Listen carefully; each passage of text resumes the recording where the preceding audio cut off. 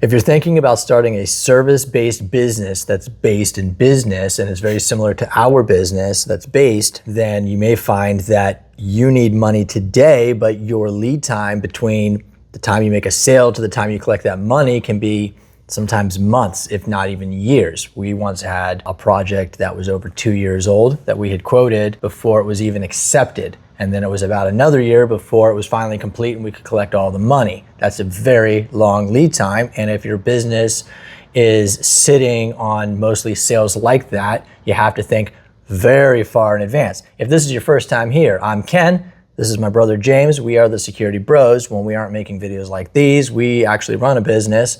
The last thing you ever want to find yourself in is a desperate sales cycle. Because what happens is that you're trying to sell at this level. And when you really need the money and you're desperate, it's very tempting to say, let me discount it. And as soon as you say I'm discounting, then that signals to everybody out there, all of the clients, that your worth is lower than you originally had it. You've actually made less money now, which means you're in an even worse position than you would have been. It's like taking out a loan to pay a loan. I feel like customers can just kind of pick up on it. If you're like a desperate guy, it's kind of like in relationships with women. If you're the desperate guy, they somehow can pick up on it. I'm sure it affects your behavior and all those kind of things. I'll leave that up for the scientists to figure out, but they can pick up on it. Something I say often is use the leverage. A lot of times you start out without the leverage and then you get it, and a lot of people don't realize that, well, once you have it, you can just use it. If you're not desperate, it's actually easier to make the sales. It's when you need the sales, when you're really in a bad place and you need the money and you're acting from a place of desperation, it's actually harder to get the sales. In our business, for the first several years, we were not in a great place. Now, making sales feels actually pretty easy. We have a steady supply of leads. We make the quotes, we talk to the clients. I never feel desperate. There's some that I get more excited about, but not because we need the money to pay bills or to pay each other, just some projects that are more cool. Sales just kind of keep flowing in. You can use that leverage. Once you're in a place where you're not struggling, you can flip it so that you can say, look, I'm mostly just interested in clients that are going to be a really good fit for my company. Because whatever client you get, they lead to another client that's similar. So a bad client leads to a bad client, and a good client leads to a good client. When you really need that sale, you're going to be incentivized, nay, I say forced, to take jobs or business that's just not a good fit. So if you start a customer out with a discount, they're going to expect that that's what your business does, is you give discounts, or at some point it's going to be on sale. A lot of these companies will give discounts or sales during certain times of the year. So I know, well, as long as I don't need it right now, I just have to wait until the next sale comes around, and then I can snag it up on discount. So if you start the relationship with the customer saying, well, this is what we say it's worth, but we're going to give it to you for this. First of all, well, you're saying it's worth the lower price.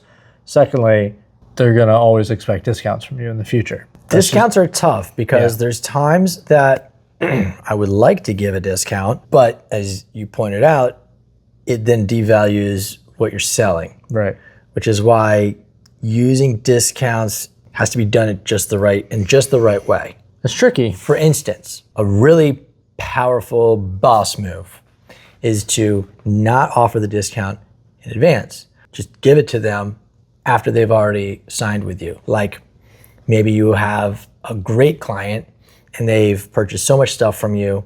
One day you put a discount line on their invoice, like best client discount or something like that. Not even discount, just like call it like world's best client and then put a negative number. So they get the invoice, they see it, world's best client, right? And it's a way of saying thank you without making a big deal, but it's kind of boss move. Because probably goes far, it will go further. Another big issue with this panic selling, being up against the wire, is it causes your entire team, just a bunch of stress. Part of the reason we're talking about this is the same reason we talk about most of the stuff that we do in these videos, which is we've had some experience and it made an impact on us.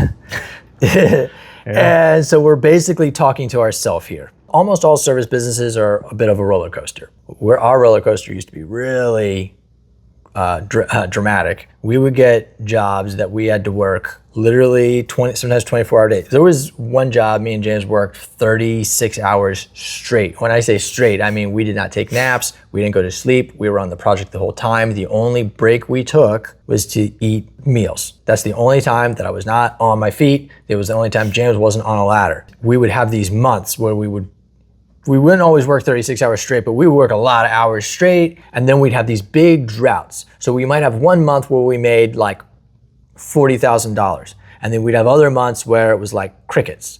And then the employees have nothing to do. I mean, there was times for a while where we wouldn't even have work for the following week or even the following day. We're like, well, I wonder, we'll see what comes up tomorrow. Sometimes you would wake up and you didn't have any work, and you're like, well, I hope the phone rings. Sometimes it would. And a lot of times it would. It would. I mean, we always seemed to get by, but it was, and I'll say we had a lot of faith. The entire length of the company, I've always managed to have enough sales to pay the bills. At a bare minimum, I've always managed to make enough sales. The only reason that we had big difficulties with cash flow would be because people weren't paying their bills, which is actually pretty cool that I've never needed to take out money because I didn't have sales.